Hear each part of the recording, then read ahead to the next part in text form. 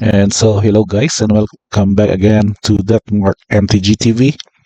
So, as the end of Eternities is coming close with the spoilers, which will be officially revealed starting in July 8th, we again boost some of the existing decks possible for the standard with this new set that would surely, I think, will affect the format. So now we have this list, which I have reference from a result on MTG Online. I think it was MTG Online or the Japanese tournament, and I made like a very slight change as to what it would look like with the new cards or a new card from this upcoming set. So the new card that I think that would be fitting here is Sothera the Super Void. So this card was revealed particularly last week, and it has this ability that it is a legendary enchantment. This black mana cost, and whenever a creature you control dies, its opponent uses a creature they control and exile it.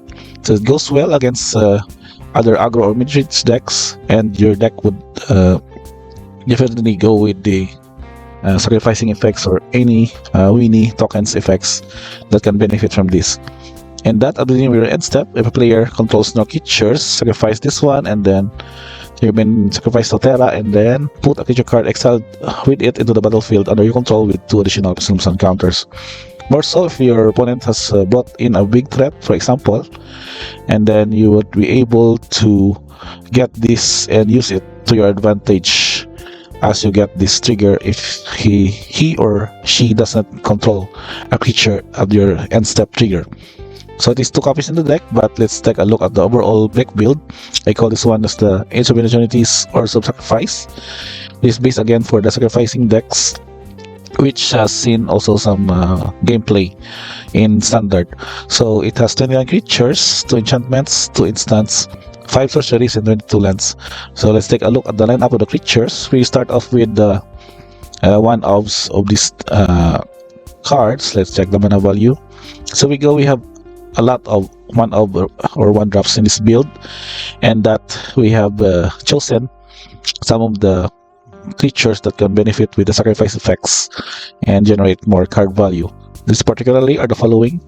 So we have Infestation Sage. So when it dies, it will create a insect creature token with flying. That's 4 copies. We have Nizumi Link Breaker. When it dies, you will get a red mercenary creature token. That's 2 copies. And Forsaken Miner. This is just a 1 to cast 2/2, but whenever you commit a crime, wherein you just sacrifice this, and then you can just pay 1 black and return it back to the battlefield for another sacrifice effect.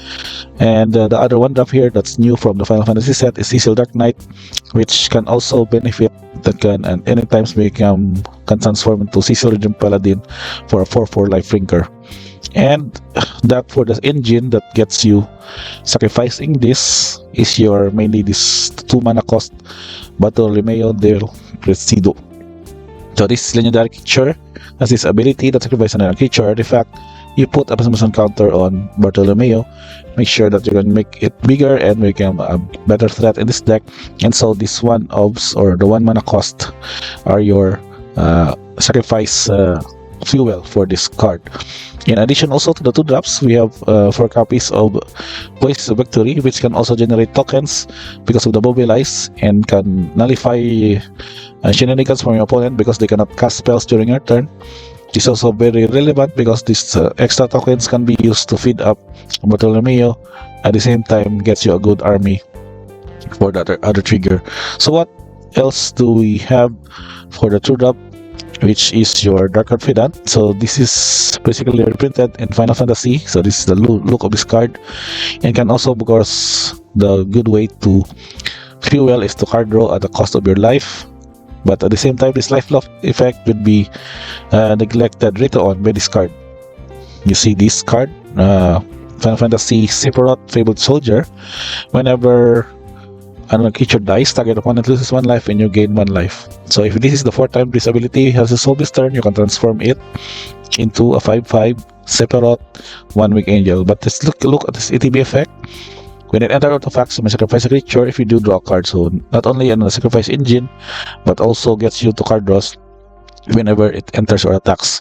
And the Sephiroth One Wing Angel also gets you a effect that as the creature transforms, you get an emblem that whenever a creature dies, target opponent loses 1 life and you gain 1 life. It's a very powerful creature, and whenever it attacks, you may sacrifice any number of creatures, and if you do, draw that many cards. Very efficient in this kind of deck build, and so makes it a very suitable way to curve out from your Sacrifice Father, your Engine, or Dark Confidant, and to Sephiroth.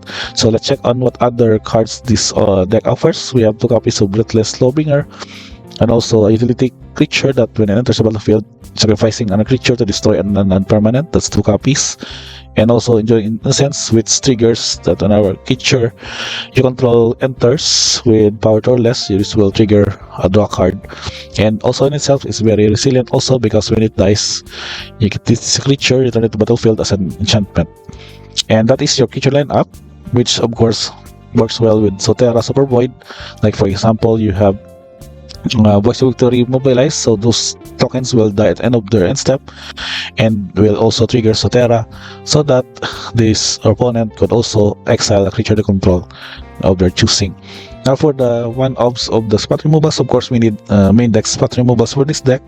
We have a copy of Get Lost, which also goes with utility to destroy a Planeswalker or enchantment. And Go for the Throat is a very generic black removal for the current format. And for the sorcery, of course, which works well with sacrificing creatures. So we have one obs of Annihilating Glare to sacrifice or destroy creature or enchant or Planeswalker, and then Eating Alive as another option to exile target creature or Planeswalker and sacrifice a creature or pay for its mana cost. And also we have 3 copies of Lively Dirge. This goes with a tutor, because you can pay 1 more to spree, search the library for a card, and put it in your graveyard, or pay 4 to return up to 2 target cards with total mana value 4 or less from the graveyard to the battlefield. More so, your average mana value here is basically the highest is 3, so any of these creatures are very good targets for the Dirge to get you a good support later on in the late game. And lastly are your lineup for the lands. I've updated this one since Galish Shrine will be reprinted in the upcoming set. So this is the new look of the Galish Land. Shocklands is back in standard basically. So we included this one and changed some of the basic swamps here into a more efficient mana fix. So we have Galish Shrine, Console Courtyard, Crimson Coilos, and Bleachborn Birds as a good mana fix in its current standard. So basically it's covered, or you can basically have a 2 color deck in this format without any worries on the mana fix. And also on the support of this is your copy of the Orzhov Encampment, which goes also to pay 3 to when you attack this turn, you will create 2 more red white creature tokens that are tap and attacking, and then can also be used to sacrifice to Sephiroth or Bartolomeo de Presido or any engine that you have in this deck. So last but not the least, your lineup for the mana production and cost is mostly black for this one with the 33, and the white is only, how much is this? Only 14, but the production is pretty much even, and you check on the value is very cheap. It's only 2 on the average. There's no more higher on the 5 on the mana cost, but I think sideboarding will also matter here, because you need to have also some cards that will be good for the late game plan against maybe other control or mid-range decks.